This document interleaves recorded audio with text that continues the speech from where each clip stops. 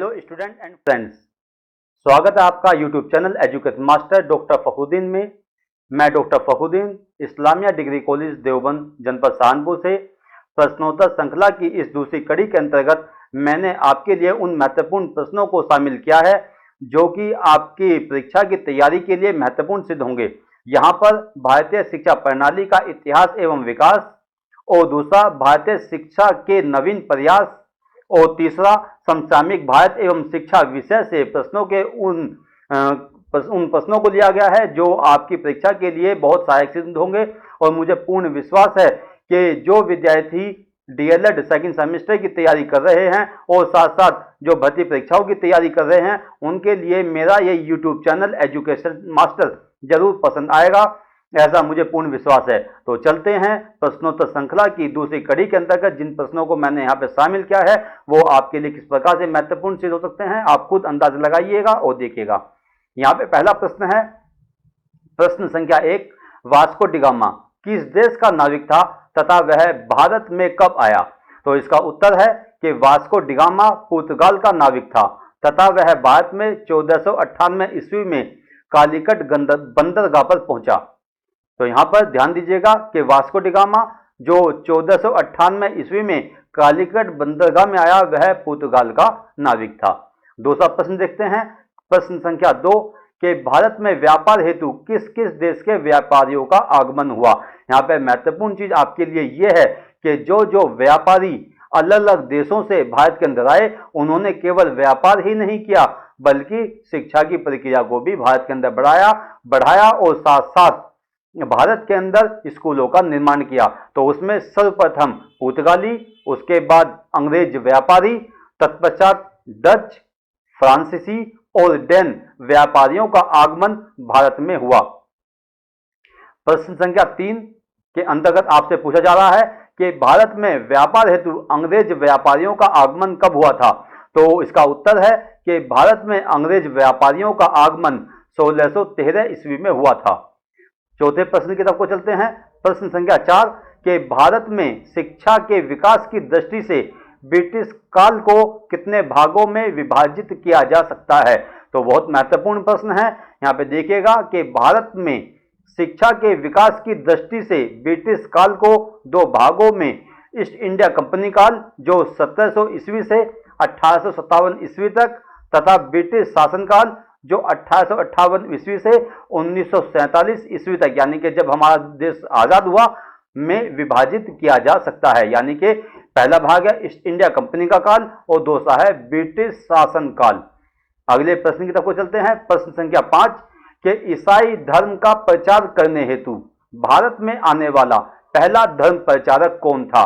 तो यहां पर बहुत ही महत्वपूर्ण प्रश्न है, सामान्य ज्ञान के लिए महत्वपूर्ण प्रश्न है और आपकी परीक्षा के लिए भी महत्वपूर्ण प्रश्न है।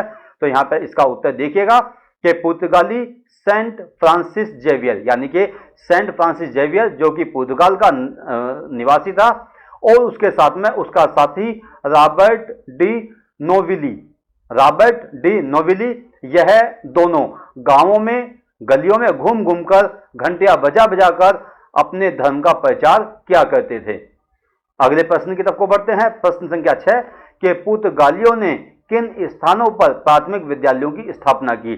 तो वो स्थान, वो क्षेत्र कौन कौन से हैं जहां पर पुर्तगालियों ने प्राथमिक विद्यालयों की स्थापना की? देखिएगा कि इसका उत्तर है गोवा, दमन, दीव, लंका बेसिन, हुगली, कोचीन तथा चटगांव। इन क्षेत्रों में पुर्तगालियों ने प्राथमिक विद्यालयों की स्थापना की।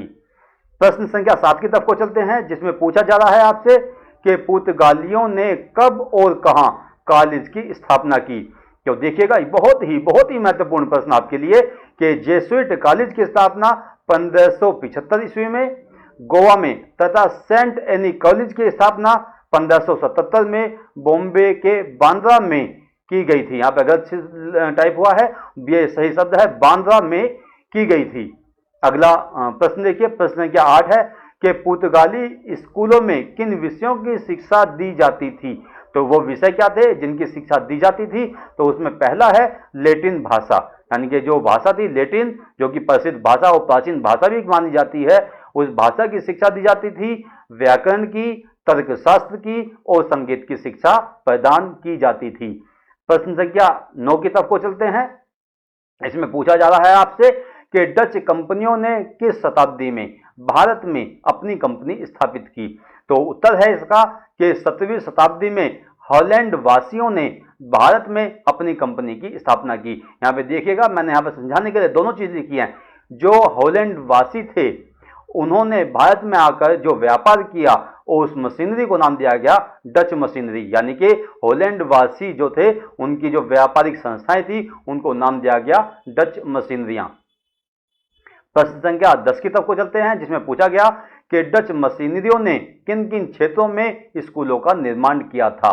तो इसका उत्तर है कि 17वीं शताब्दी में हॉलैंड वासियों ने भारत में चिंसुरा, नागापट्टम और विमलीपट्टम नामक क्षेत्रों में स्कूलों का निर्माण किया।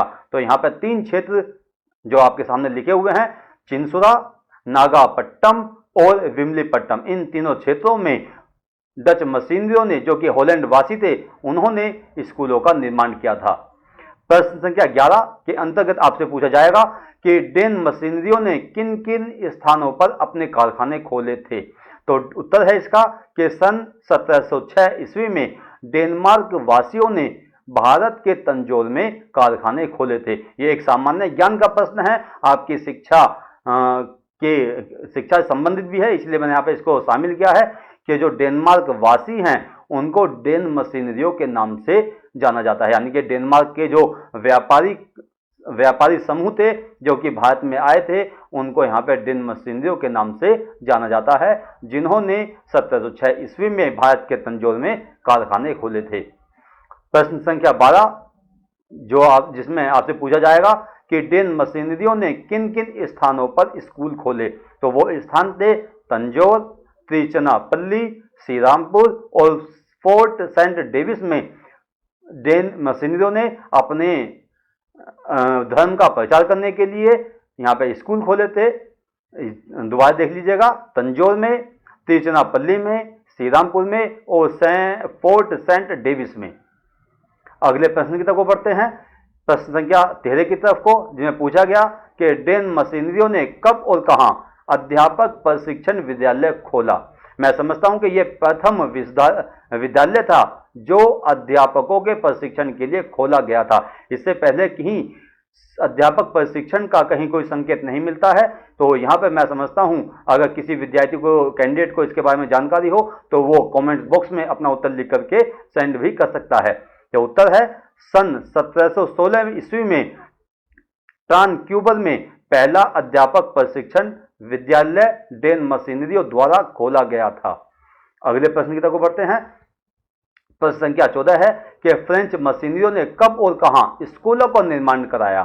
तो उत्तर है इसका सन 1667 ईस्वी में भारत आगमन के पश्चात माही, यनाम, पांडिचेरी, जिसको वर्तमान में पुडुचेरी भी कहा जाता है, चंदनगर और कालीकट आदि क्षेत्रों में फ्रेंच मशीनरियों ने स्कूलों का निर्माण किया था।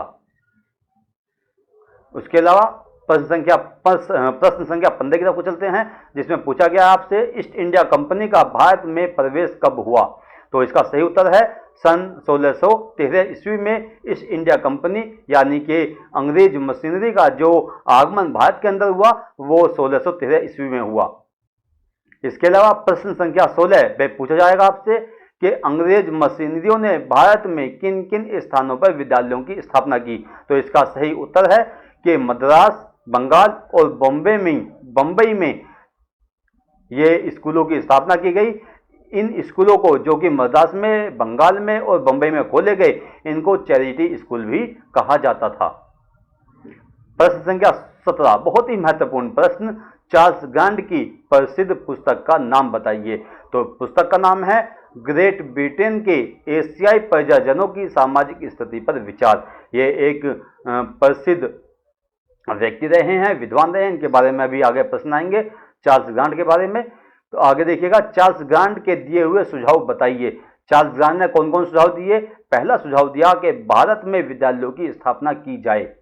तो यहां पर ध्यान दीजिएगा, चार्ल्स ग्रांट जो कि ईस्ट इंडिया कंपनी के एक एक इंचार्ज के रूप में यहाँ पर कार्य कर रहे थे। उन्होंने ब्रिटेन में वापस जाकर के एक किताब लिखी जिसका नाम अभी आपके सामने आया था। किताब का नाम था ग्रेट ब्रिटेन के एशियाई प्रजाजनों की सामाजिक स्थिति पर विचार। उसके अंतर्गत उन्होंने भारत की शिक्षा व्यवस्था किस प्रकार से परिवर्तित की जानी चाहिए, किस प्रकार की शिक्षा व्यवस्था भारत के अंदर संचालित होनी चाहिए, या ईस्ट इंडिया कंपनी जो है वो किस प्रकार की शिक्षा को भारत में लागू करे जिससे उसको लाभ पहुंच सके। तो वहां पर उसने कुछ सुझाव दिए जो कि 5 सुझाव आपके सामने यहाँ पर प्रस्तुत हैं। पहला है भारत में विद्यालयों की स्थापना की जाए, यानी कि ज्यादा से ज्यादा विद्यालयों की स्थापना की जाए। और दूसरा है विद्यालयों में अंग्रेजी माध्यम द्वारा शिक्षा दी जाए, यानी कि जो भारत के अंदर मातृभाषा चला करती थी उसको यहाँ पे रोका गया, एक बाधा उत्पन्न की गई और कहा गया कि शिक्षा जो दी जाए वो अंग्रेजी माध्यम द्वारा दी जाए। तीसरा सुझाव उन्होंने दिया कि विद्यालयों में अंग्रेजी और साहित्य की निःशुल्क शिक्षा दी जाए, यानी कि कोई पैसा या कोई ट्यूशन फीस, किसी प्रकार की कोई धनराशि शिक्षा के नाम पर विद्यार्थियों से वसूली न जाए, बल्कि अंग्रेजी और अंग्रेजी साहित्य की शिक्षा जो दी जाए वो निःशुल्क दी जाए। चौथा सुझाव जो उन्होंने बताया वो था कि पाश्चात्य ज्ञान एवं विज्ञान का प्रचार प्रसार ज्यादा से ज्यादा किया जाए। और पांचवा सुझाव उन्होंने दिया कि ईसाई धर्म का व्यापक प्रचार किया जाए। तो इन 5 सुझावों को चार्ल्स ग्रांट के द्वारा दिया गया। ये आपके सामने चित्र है चार्ल्स ग्रांट का, और उनको भारत में आधुनिक शिक्षा का जन्मदाता भी माना जाता है। यह प्रश्न मैंने यहाँ पे लिखा है कि भारत में आधुनिक शिक्षा का जन्मदाता किसको माना जाता है, तो वो है चार्ल्स ग्रांट। इतना महत्वपूर्ण प्रश्न है, बहुत महत्वपूर्ण प्रश्न आपके लिए, और मुझे पूरी उम्मीद है उस प्रश्न को आप याद रखेंगे। आगे बढ़ते हैं, प्रश्न संख्या 20 की तरफ को बढ़ते हैं कि भारतीय शिक्षा नीति के अंतर्गत भारत में ईस्ट इंडिया कंपनी किन किन स्कूलों की स्थापना की गई, यानी कि ईस्ट इंडिया कंपनी के अंतर्गत या उसके द्वारा किन किन स्कूलों की स्थापना की गई। तो वो स्कूल हैं प्राथमिक विद्यालय, यानी कि चार्ल्स गार्ड ने भी कहा कि विद्यालयों की ज़्यादा ज़्यादा स्थापना की जाए, तो यहाँ पर स्कूल जो खोले गए प्राथमिक विद्यालय। दूसरा कलकत्ता मदरसा, तीसरा बनारस संस्कृत कॉलेज, चौथा फोर्ट विलियम कॉलेज और पांचवा पूना संस्कृत कॉलेज। ये 5 महत्वपूर्ण संस्थाएं ईस्ट इंडिया कंपनी के द्वारा भारत के अलग अलग क्षेत्रों में स्थापित की गई। और किस तरह से स्थापित की गई, कब स्थापित की गई, अगले प्रश्नों के अंतर्गत हम इसको देख सकते हैं। प्रश्न संख्या 21 जिसमें पूछा गया कि कलकत्ता मदरसा की स्थापना कब और किसने की थी, तो इसका उत्तर है, बहुत महत्वपूर्ण प्रश्न है, आपको इसको याद रखना है, एग्जाम में आता है और अब नहीं आएगा तो अगली भर्ती परीक्षाओं के अंतर्गत कहीं ना कहीं यह प्रश्न आपको जरूर मिलेगा। तो इसका सही उत्तर है कि सन 1781 ईस्वी में भारत के प्रथम गवर्नर जनरल बंगाली एवं फारसी के प्रगाढ़ विद्वान वॉरेन हास्टिंग्स के द्वारा कलकत्ता मदरसा की स्थापना की गई थी। अगले प्रश्न की तरफ बढ़ते हैं। इसके संबंध में एक महत्वपूर्ण तथ्य भी है जो आपके सामने लाना मैं महत्वपूर्ण जरूर समझता हूं। वो क्या है कि कलकत्ता मदरसा में शिक्षा की जो अवधि थी वह 7 वर्ष की थी। कुछ ग्रामेटिकल मिस्टेक हो तो इसमें आप समझ सकते हैं, थोड़ा सा टाइपिंग मिस्टेक हो जाती है। तो यह अवधि लिखा हुआ है, अवधि है, 7 वर्ष की अवधि थी, जिसमें अरबी भाषा के साथ साथ दर्शन, व्याकरण, अंकगणित, रेखागणित, तर्कशास्त्र, नक्षत्र विज्ञान, मुस्लिम कानून और धार्मिक सिद्धांतों का ज्ञान दिया जाता था।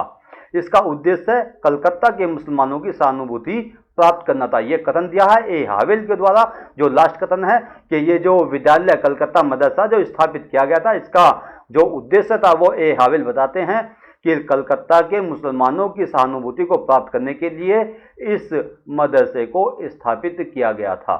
अगले प्रश्न की तरफ को बढ़ते हैं। बनारस संस्कृत कॉलेज की स्थापना कब और किसने की, तो यहाँ यह भी महत्वपूर्ण प्रश्न है और इसका उत्तर है आपके सामने कि बनारस संस्कृत कॉलेज की स्थापना बनारस राज्य के रेजिडेंट जोनाथन डंकन द्वारा 1791 ईस्वी में की गई थी। आगे बढ़ते हैं।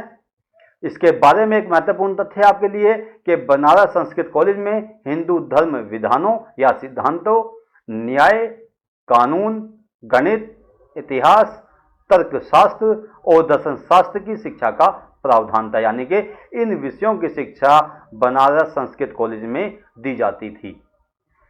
अगले प्रश्न की तरफ को बढ़ते हैं। प्रश्न संख्या 24 के फोर्ट विलियम कॉलेज की स्थापना का क्या उद्देश्य था?